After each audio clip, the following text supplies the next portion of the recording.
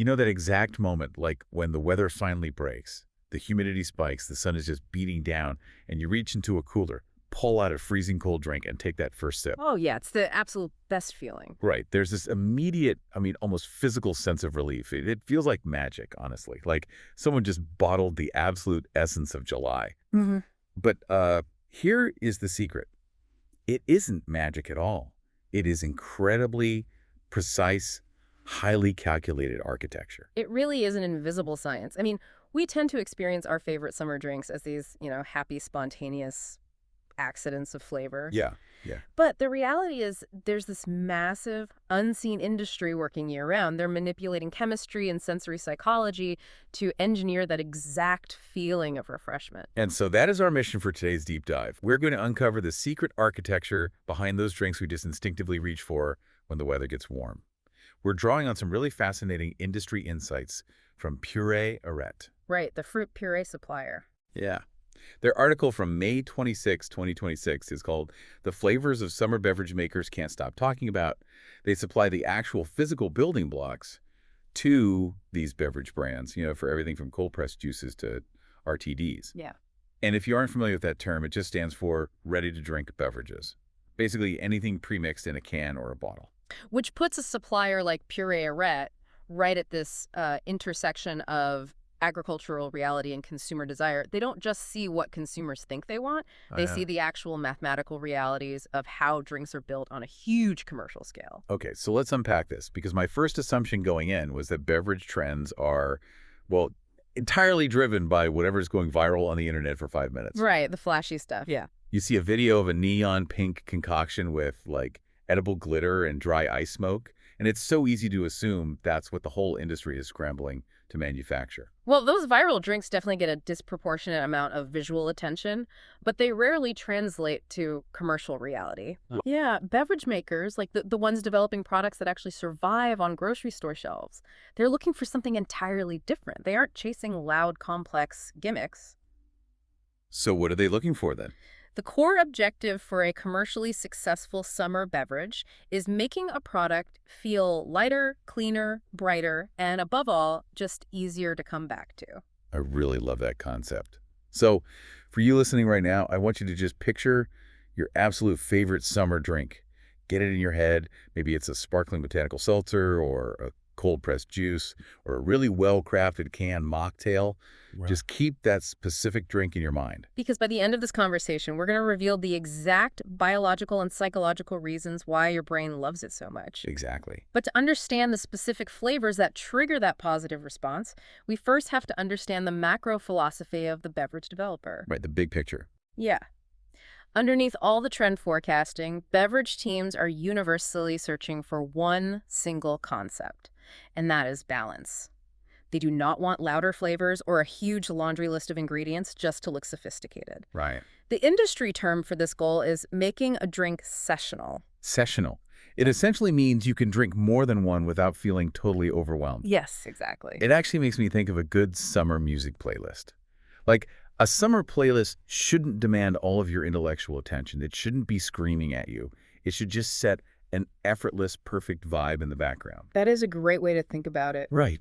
If drink is too heavy, it's like a song with way too much bass. You might tolerate it for 2 minutes, but you're absolutely going to skip it eventually. And that is a highly accurate way to look at palate fatigue, actually.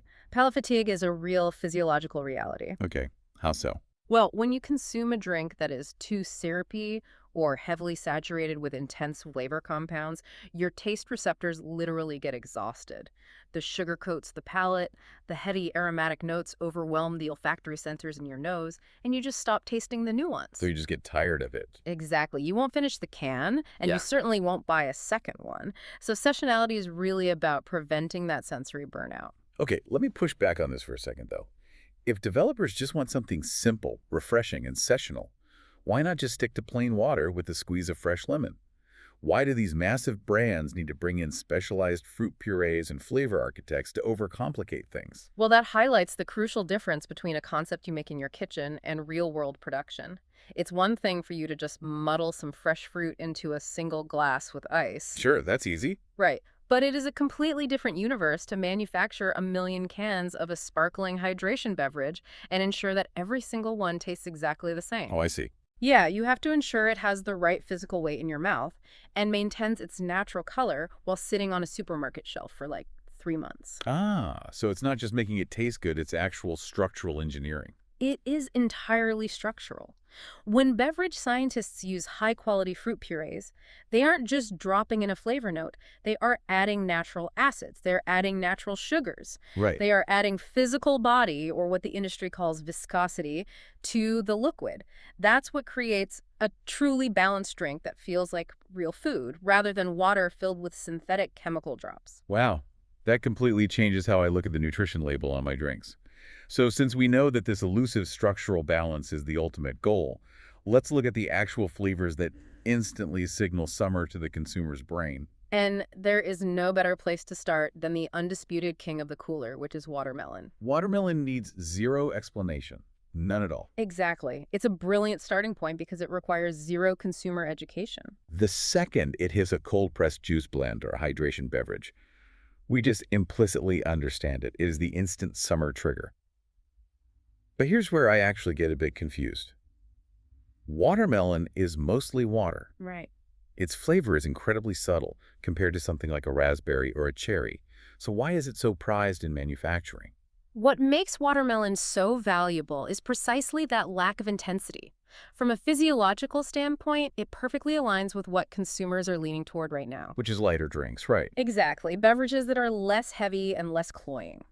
Watermelon naturally supports that sessional experience, but achieving that refreshing profile in a manufactured beverage is notoriously difficult. Wait, why? I mean, we've all eaten watermelon. It's delicious and it's so simple. Mhm. Why is translating that into a liquid so hard? Think about the actual experience of eating a slice of watermelon. A massive part of that sensory experience is the physical texture. It's the crispness of the flesh, the sudden rush of cold water when you bite into it. Oh, right, the crunch. Yeah, and you lose all of that structural context when you turn it into a flat liquid. So, beverage makers have to compensate. They have to balance the Brix, which is the industry term for dissolved sugar content, against the acidity. So if you get that sugar to acid ratio wrong, the whole illusion just falls apart. Completely. If you extract too much flavor and push the Brix too high, you lose the water part of watermelon. It just becomes melon syrup. Yeah, it suddenly tastes like a melted Jolly Rancher, becomes heavy and artificial. But if you don't extract enough, it tastes like you watched a glass that used to have juice in it. Ugh, the worst. Exactly. Hitting that exact mathematical middle point where it feels genuinely clean requires incredibly masterful formulation. Which perfectly sets up the next classic flavor, and one that honestly has the funniest reputation in the beverage industry, and that is strawberry. Oh, strawberry. Every single year, without fail, industry forecasters predict that consumers are, like, moving beyond strawberry. They write it off as boring or juvenile, and every single year, strawberry continues to absolutely dominate sales.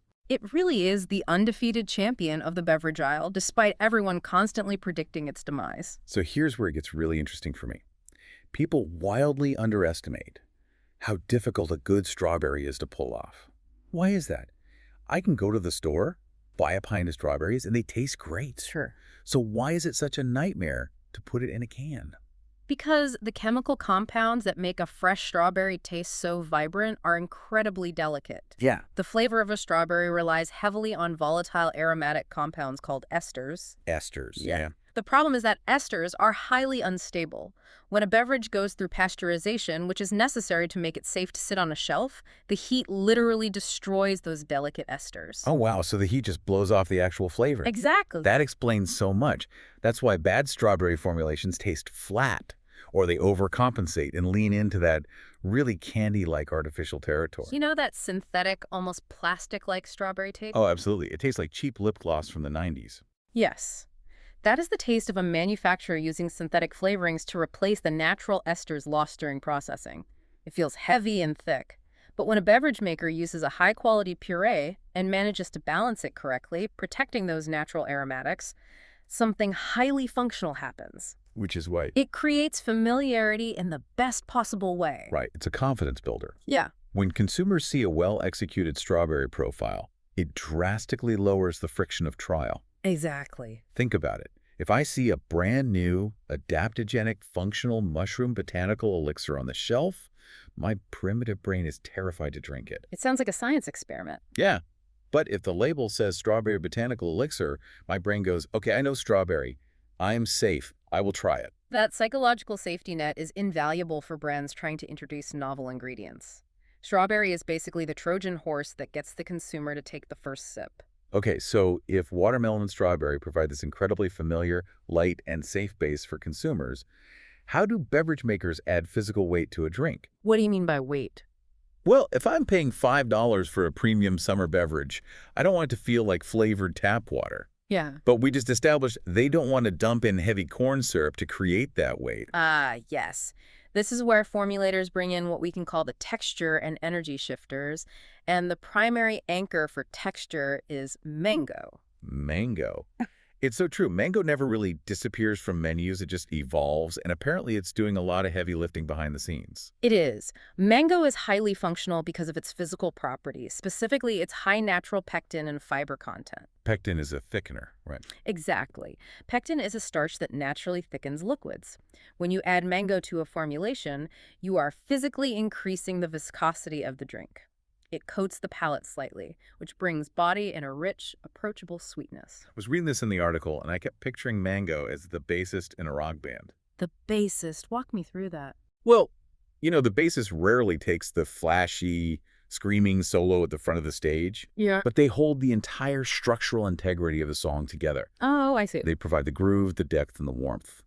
Mango can be a lead flavor, sure, but it is so often used as a supporting flavor to round everything else out. It pairs effortlessly with sharp spices, bitter teas, or heavy citrus.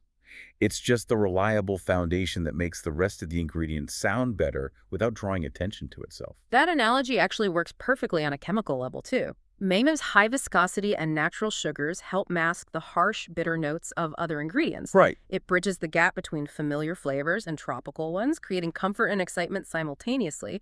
But, if mango is the bassist holding down the rhythm, the next flavor is the one that completely alters the genre of the song. Passion fruit. Yes. The energy shifter. It's described as a flavor that walks into a room and immediately changes the energy. What's fascinating here is the sheer aggressive potency of passion fruit. It has incredibly high titratable acidity. Meaning it's super tart. Very. You don't need a massive quantity of it. Even a tiny incremental dose will dramatically lower the pH of a drink and shift the entire aromatic profile. It's like adding a sharp squeeze of fresh lime juice over a heavy, muddy stew. It just forcefully cuts through the noise and forces your palate to pay attention. You drop a tiny bit of passion fruit into a sparkling water, and suddenly you are on a beach.